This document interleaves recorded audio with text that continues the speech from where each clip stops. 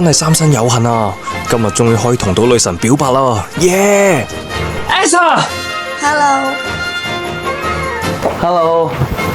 又係佢，每次約會都會跟實我哋嘅所謂大哥。Elsa，你想食啲乜嘢啊？好難揀喎，咩都想食啲。日本嘢、韓國嘢、中餐，行啊！我哋去食冬瓜盅。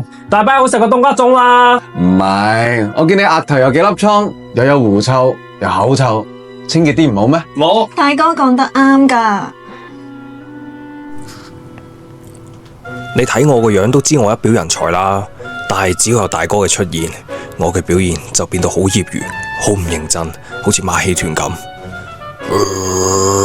真係越睇佢越唔順眼啊！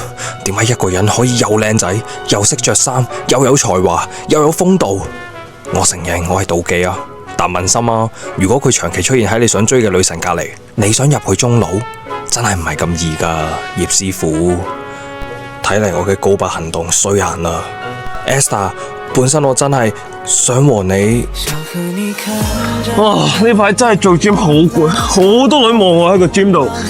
有老鼠啊！梗係有老鼠啦。唔係啊，真係有老鼠啊！唔使驚。好，佢個膊頭真係好硬，好好挨啊！唉。